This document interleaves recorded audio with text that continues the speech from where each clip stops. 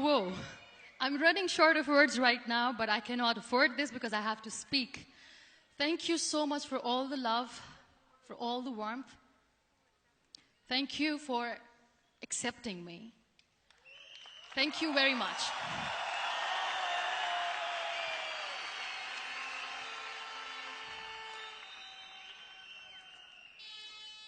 Well, I always start my talk with a disclaimer.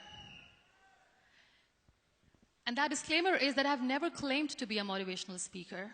Yes, I do speak, but I feel more like a storyteller because wherever I go, I share a story with everyone. Well, it is a story of a woman whose perfectly imperfect life made her who and what she is today. It's the story of a woman who, in pursuit of her dreams and aspirations, made other people realize that if you think that your life is hard and you're giving up on that because you think your life is unfair, think again. Because when you think that way, you are being unfair to your own self. It's the story of a woman who made people realize that sometimes problems are not too big. We are too small because we cannot handle them.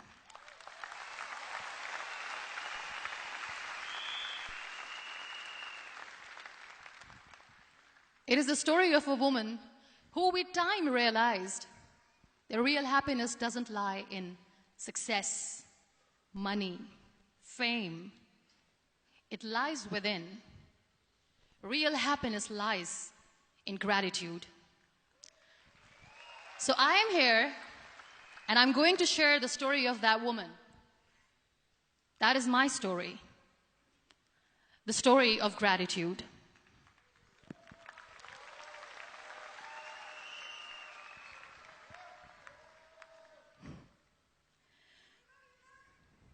I love you too. I love you all. I believe in the power of words. Many people speak before they think. But I know the value of words. The words can make you, break you, they can heal your soul, they can damage you forever. So I always try to use the positive words in my life wherever I go. They call it adversity, I call it opportunity. They call it weakness, I call it strength. They call me disabled, I call myself differently abled. They see my disability. They see my disability, I see my ability. There are some incidents that happen in your life, and those incidents are so strong that they change your DNA. Those incidents or accidents are so strong that they break you physically. They deform your body, but they transform your soul.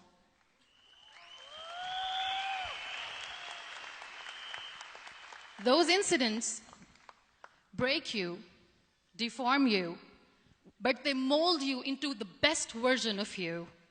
And the same thing happened to me. And I'm going to share what exactly happened to me. I was 18 years old when I got married. And this thing I'm sharing for the very first time on an international level. I was 18 years old when I got married. I belonged to a very conservative family, a Baloch family, where good daughters never say no to their parents. My father wanted me to get married. And all I said was, if that makes you happy, I'll say yes. And of course, it was never a happy marriage. Just about after 2 years of getting married, about 9 years ago, I met a car accident. Somehow my husband fell asleep and the car fell in the ditch. He managed to jump out, saved himself. I'm happy for him. But I stayed inside the car, and I sustained a lot of injuries. The list is a bit long. Don't get scared. I'm perfectly fine now. Radius ulna of my right arm were fractured. The wrist was fractured. Shoulder bone and collarbone were fractured. My whole rib cage got fractured. And because of the rib cage injury, lungs and liver were badly injured. I couldn't breathe. I lost urinary bowel control. That's why I have to wear the bag wherever I go. But that injury that changed me and my life completely as a person and my perception towards living my life was the spine injury. 3 vertebrae of my backbone were completely crushed, and I got paralyzed for the rest of my life. So this accident took place in a far-flung area in the outskirts of a very small province, Balochistan, where there was no first aid, no hospital, no ambulance. I was in the middle of nowhere in that toppled car. Many people came to rescue. They gave me CPR. They dragged me out of the car. And while they were dragging me out, I got the complete transection of my spinal cord. And now there was this debate going on. Should we keep it here? She's going to die. Where should we go? There is no ambulance. There was this 4-wheeler Jeep standing in the corner of the street. They said, put her in the back of the Jeep and take her to the hospital, which is 3 hours away from this place.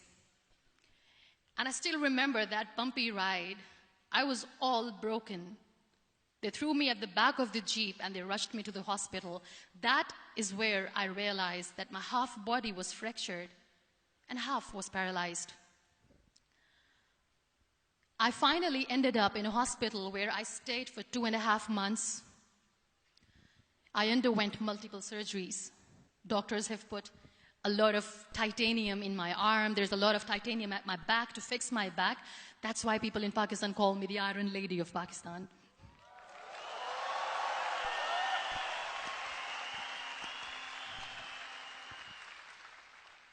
Sometimes I wonder how easy it is for me to describe all this all over again.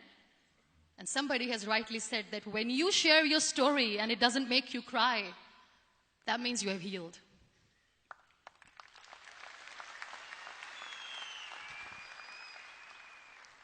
Those 2.5 months in the hospital were dreadful. I will not make up stories just to inspire you. I was at the verge of despair. One day, doctor came to me and he said, well, I heard that you wanted to be an artist, but you ended up being a housewife. I have a bad news for you. You won't be able to paint again because your wrist and your arm are so deformed, you won't be able to hold a pen again. And I stayed quiet. Next day, doctor came to me and said, your spine injury is so bad, you won't be able to walk again. I took a deep breath and I said, it's all right. The next day, doctor came to me and said, because of your spine injury and the fixation that you have in your back, you won't be able to give birth to a child again. That day, I was devastated. I still remember, I asked my mother, why me? And that is where I started to question my existence. Why am I even alive? What's the point of living?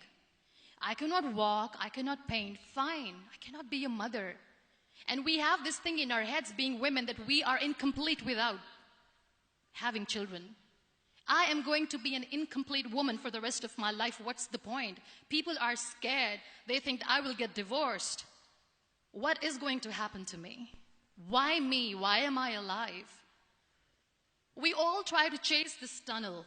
We all do this because we see light in the end of the tunnel, which keeps us going. My dear friends, in my situation, there was a tunnel that I had to roll on, but there was no light. And that is where I realized that the words have the power to heal the soul. My mother said to me, this too shall pass. God has a greater plan for you. I don't know what it is, but He surely has.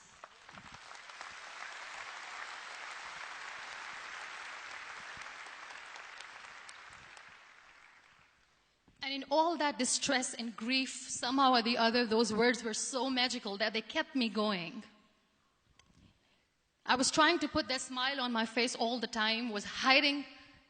It was so hard to hide the pain, which was there. But all I knew was that if I will give up, my mother and my brothers will give up too. I cannot see them crying with me. So what kept me going was, one day I asked my brothers, I know I have a deformed hand, but I'm tired of looking at these white walls in the hospital and wearing these white scrubs. I'm getting tired of this. I want to add more colors to my life. I want to do something. Bring me some colors. Bring me some small canvas. I want to paint. So the very first painting I made was on my deathbed, where I painted for the very first time. It was not just an art piece or just my passion. It was my therapy. What an amazing therapy it was. Without uttering a single word, I could paint my heart out. I could share my story. People used to come and say, what lovely painting. So much color. Nobody could see the grief in it. Only I could. So that's how I spent 2.5 months in my hospital, crying, never complaining or whining, but painting. And then I was discharged, and I went back home. And I went back home, and I realized that I had developed a lot of pressure ulcers on my back and on my hip bone. I was unable to sit. There were a lot of infections in my body, a lot of allergies. So doctors wanted me to lie down on the bed straight for not 6 months, for not 1 year, for 2 years.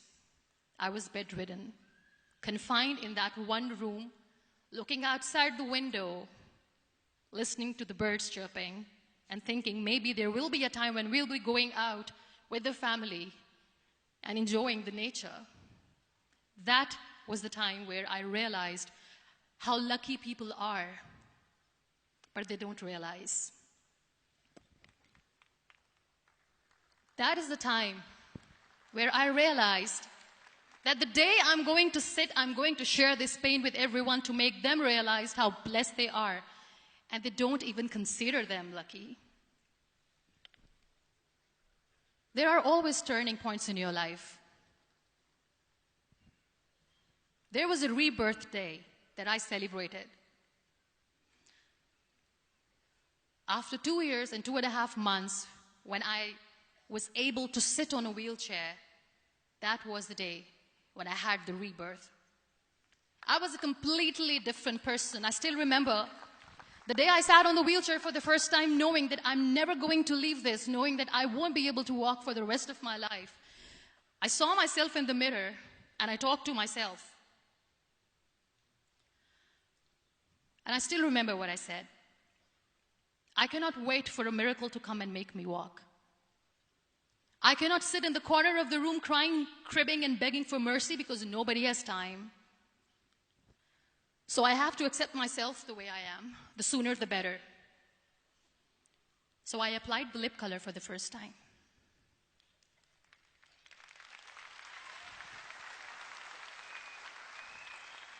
And I erased it. And I cried. And I said, what am I doing? A person on a wheelchair should not do this. What will people say? Clean it up. Put it again. This time I put it for myself. Because I wanted to feel perfect from within.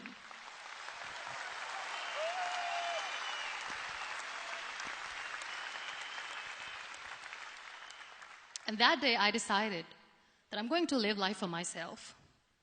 I am not going to be that perfect person for someone. I am just going to take this moment and I will make it perfect for myself.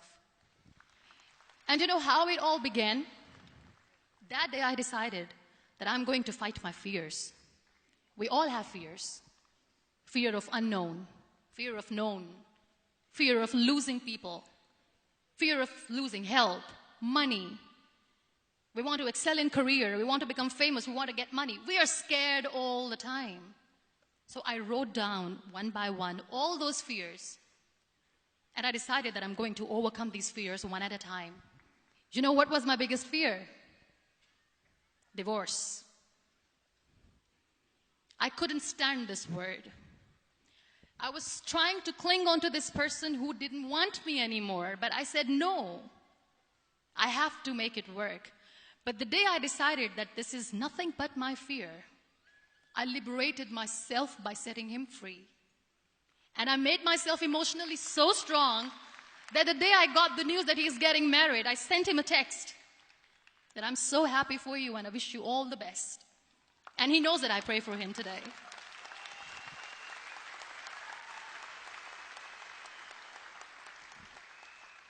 My biggest fear, number 2, was I won't be able to be a mother again.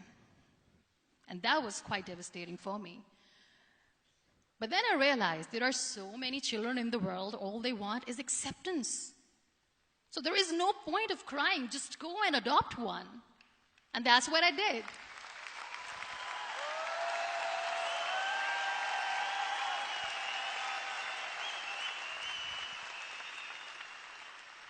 I gave my name in different organizations, different orphanages. I didn't mention that I'm on a wheelchair, dying to have a child. So I just told them that this is Muniba Masari and she wants to adopt a boy or girl, whatsoever, but I want to adopt a kid. And I waited patiently. 2 years later, I got this call from a very small city in Pakistan. I got a call and they said, "Are you Muniba Masari? There is a baby boy and would you like to adopt?" And when I say yes, I could literally feel the labor pain. I said, yes, yes, I am going to adopt him. I am coming to take him home.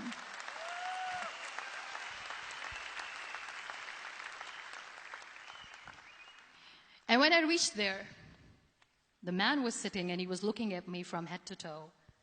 And in back of my head, I kept thinking that, oh my God, he's going to say she's on the wheelchair. She doesn't deserve it. How is she going to take care of him? And I looked at him and I said, do not judge me because I'm on the wheelchair. But you know what he said? He said, I know you will be the best mother of this child.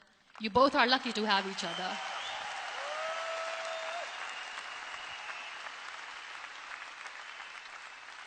And that day, I was 2 days old, and today he's 6.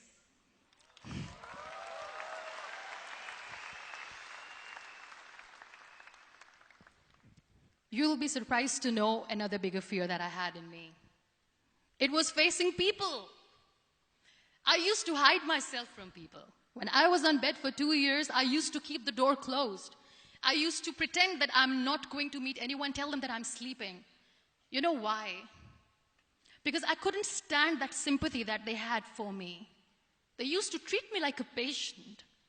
When I used to smile, they used to look at me and say that, you're smiling, are you okay? I was tired of this question being asked, are you sick? Well, a lady yesterday at the airport asked me, are you sick? And I said, well, besides the spinal cord injury, I'm fine, I guess.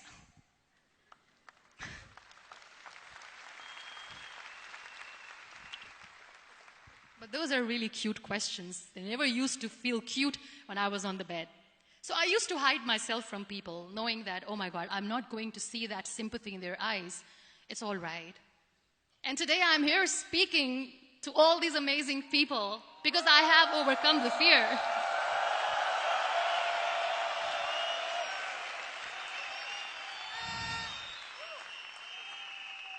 You know, when you end up being on the wheelchair, what's the most painful thing? That's another fear that people on the wheelchair, or the people who are differently abled, have in their hearts, but they never share. I'll share that with you. The lack of acceptance.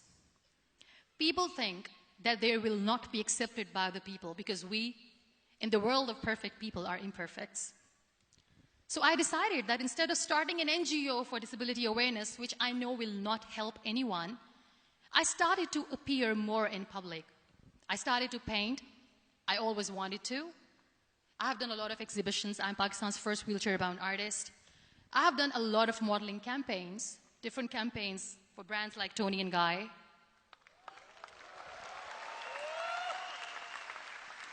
I have done some really funny, breaking the barriers kind of modeling. There was this one by the name Clown Town where I became a clown because I know that clowns have hearts too. And then I also decided that if I really want to make the difference, I am not going to let people use me for their polio campaigns where they will make you a victim and an emblem of misery and mercy and will say that, you know what, give polio drops to your children or they'll become like this girl. I decided that I'm going to join the national TV of Pakistan as an anchor person. And I've been doing a lot of shows for the last 3 years.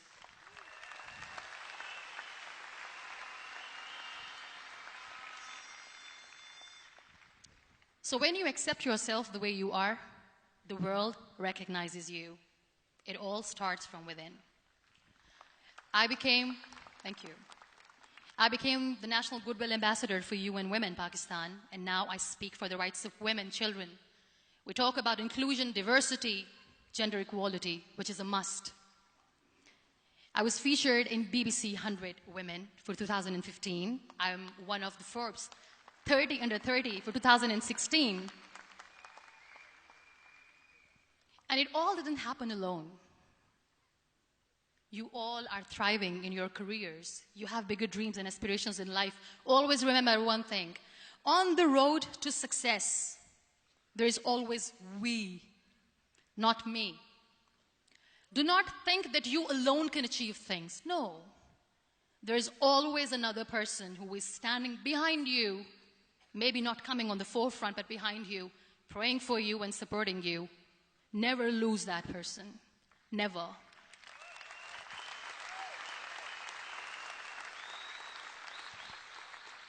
No matter how much I say that I couldn't find a hero, so I became one, I still want to recognize those 3 people in my life who literally changed my life completely, and I get inspiration from them every single day. Waleed Khan. Many people know about the terrorist attacks in Pakistan. We have lost many people. And I'm sharing this with a very heavy heart because we actually have lost a lot of people in this huge turmoil of terrorism. These people are barbarians. They do not see people. They're even worse than animals. They have killed people in mosques. They have killed people in churches, temples, even in schools. There was this terrorist attack in Army Public School, Peshawar, where these terrorists entered in an examination hall and they killed our children. And in that attack, that day, this beautiful boy, Waleed Khan, who was my hero, my real life hero, was the proctor who was taking care of the students, was keeping an eye on the students. Those barbarians shot him 3 times in the face, 5 times on his body, and he fell down. I was asked to give a talk in the school after a week of that terrorist attack. With a very heavy heart, I went there and I spoke. We sang a few national songs. I thought that maybe I've done my part, but deep inside, it was killing me. I could see children injured. I could see children sitting on the wheelchairs, looking at me, wondering, what next? What was our fault? Just because we were here to give examination, we have been shot. So many people, so many children lost their friends. Their classrooms were empty. The next day they went to the classroom. So this kid, Waleed Khan, I was asked that he is in a hospital right now, and you have to go and see him and motivate him and tell him that it's going to be okay. And when I saw Waleed Khan coming on the wheelchair for the first time in front of me, face was all deformed. His leg was fractured, his arm was fractured. He couldn't talk, he lost his teeth. He cannot sneeze, he cannot smell. He cannot eat. And I kept thinking, what should I say? That everything is going to be all right? No, nothing is all right. And while I was juggling with the words, what to say, what not to say, this beautiful child, Waleed Khan, came to me and he said, "Are you Muniba Mazari?" I said, "Yes." He said, "Baji, let's take a selfie."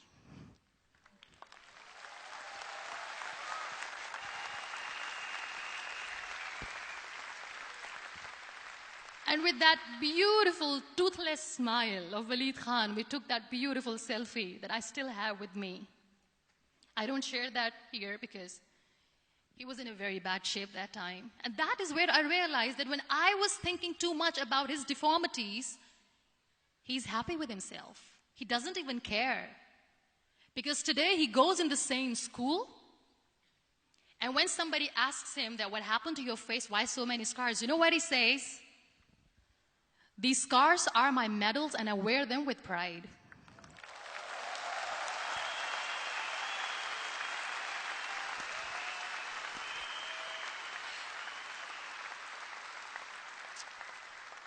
And how beautifully he says the terrorists wanted me not to study. I am going to study. I will become a doctor one day. And this is my way of taking revenge from those terrorists. Another real-life hero, of course, my son. His name is Nile, N-I-L-E, River Nile. I learned so much from this kid. The first and foremost thing is patience.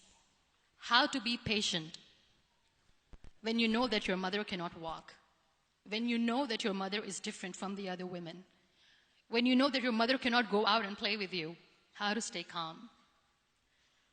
He loves football. And when we got the very first football, he was 4 years old. He was super excited. I still remember he came in the room and he said, "Mom, let's play football." And he kept the ball in my feet. And he said, "Let's kick it." And that day I felt disabled. I said, "I cannot kick the ball." And I was down with the same face. He looked at me and he said, "Well, that's all right. Your legs are not working, but your hands do. Let's play catch the ball."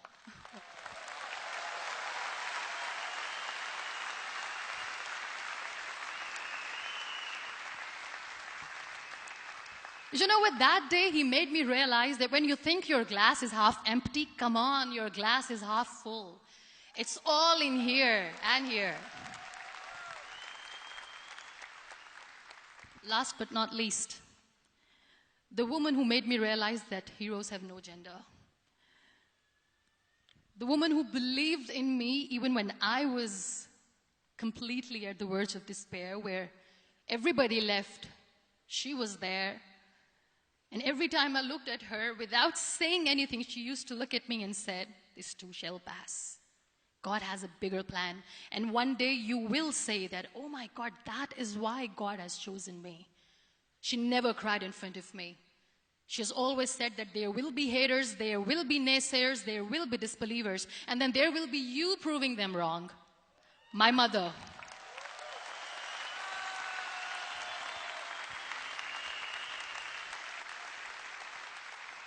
Whatever I am today, I'm nothing without her. I'm nothing without her. Thank you, Mama. I wish you were here. Thank you for making me who I am today.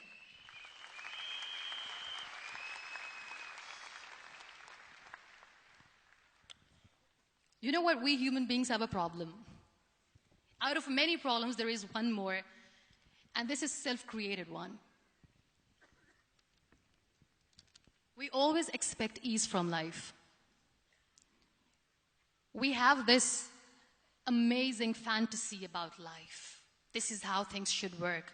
This is my plan. It should go as per my plan. If that doesn't happen, we give up. So my dear friends, let me tell you one thing. I never wanted to be on the wheelchair. Never thought of being on the wheelchair. I was always aspiring to do bigger things, but had no idea that for that I have to pay the price to be where I am today. It's a very heavy price.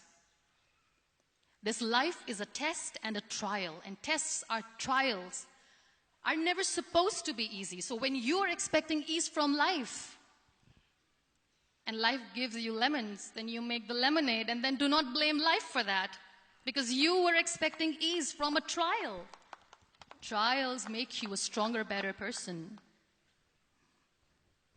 Life is a trial, and with time you realize that.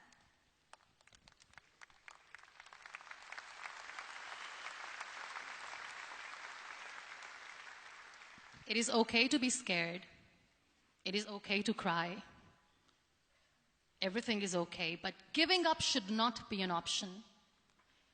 They always say that failure is not an option. Failure should be an option, because when you fail, you get up, and then you fail, and then you get up, and that keeps you going.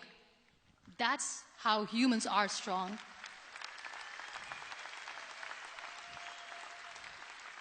Failure is an option, should be an option, but giving up is not. Never. We have this thing in minds. We call it perfection. We want everything perfect. We want ourselves to be perfect. There is this image in our head about everything. Perfect life, perfect relationships, perfect career, perfect amount of money that we need to earn no matter what. Nothing is perfect in this world. We all are perfectly imperfect, and that is perfectly all right. That's all right. We were sent here not to become the perfect people. Those people who tell you how to look perfect, even those people are imperfect. Trying to fight this fear of looking imperfect. I used to be perfect. I still remember. I got this compliment years ago when I used to walk. Oh my God, look at you. You're fair, you're tall, you're perfect. Look at me now. You're still perfect. Only the perfect eyes can see that. Only the perfect eyes will see that. Only the perfect eyes will see that. So yes, in all those imperfections, you have to listen to your heart. You don't have to look good for people. You don't have to be perfect just because other people want you to be perfect. If your soul is perfect from within, that's all right. This is all what you want. This is all what you need to be. Our society has made very weird kind of norms to look perfect and great. For men, it's different. For women, it's different. We think too much about what people say. We listen to ourselves too little. You know what makes you perfect? When you make someone smile. You know what makes you perfect? When you try to do something good for the people around you. You know what makes you perfect? When you feel someone's pain. And how beautiful pain is that it connects you with people. No other medium can connect you with others but pain. That's why I always say that I'm in pain, and that's a blessing in disguise for me. Today, just because I'm in pain and I'm on the wheelchair, I work for children. Being the head of CSR for a company, we conduct medical camps in far-flung areas of Pakistan where so many kids die because they don't have medical facilities. And I personally believe just because they cannot afford to live doesn't mean we'll let them die. So we give them money, we give them medical treatment, we try to heal their wounds, physical and emotional. And I also work for the beautiful people. We call them third gender, the transgender community of Pakistan. You know what connects me with them? All my imperfections. When I go and I hug them, they never judge me. And this very good friend of mine, her name is Bijli. Bijli means electricity. She calls herself electricity. And I said, are you electricity? She says, no, I'm lightning. I'm as strong as lightning. Because we have very bad power outage, so she doesn't want me to call her electricity. So she says, I am very strong. I'm thunder, I'm lightning. She came to me, and the first time I hugged her, she said, you are just like me. And I said, yes, I am like you. Because to people, we are so imperfect. So how beautiful these imperfections are, that because of these imperfections you can connect with people. Then why are we all running after being perfect? What's the point?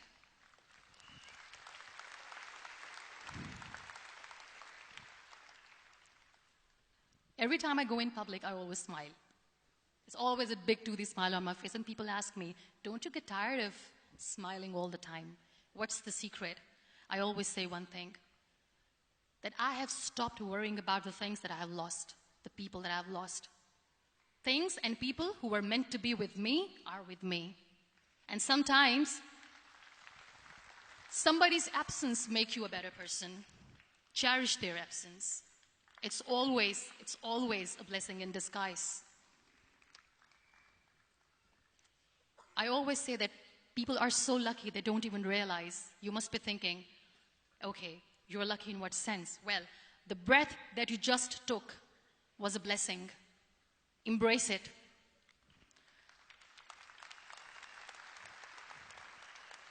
There are so many people in the world who are dreaming to live a life that you are living right now. You have no idea. Embrace each and every breath that you are taking. Celebrate your life. Live it. Don't die before your death. We all die.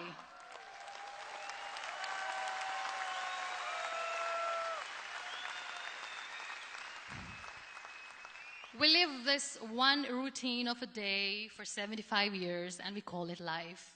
No, that's not life. If you're still thinking why you have been sent here, if you're still juggling with the concept of why you are here, you haven't lived yet.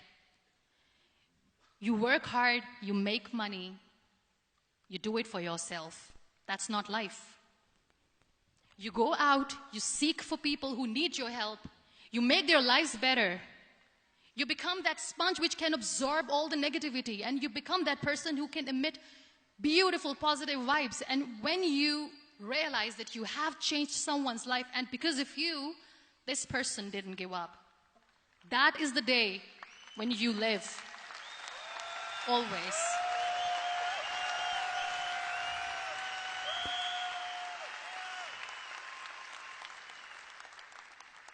We were talking about gratitude, why I smile all the time.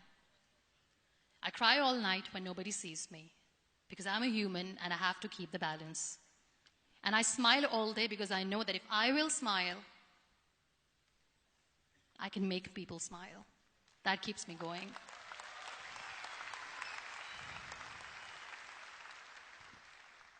Be grateful for what you have, and you will always, always end up having more. But if you'll cry and if you'll crib for the little things that you don't have or the things that you have lost, you will never ever have enough. Sometimes we are too busy thinking about the things that we don't have that we forget to cherish the blessings that we have. I'm not saying that I'm not healthy and that makes me unlucky, but yes, it is hard. It is hard when I say that I cannot walk. It is hard to say when I wear this bag. It hurts. But I have to keep going, because never giving up is the way to live, always.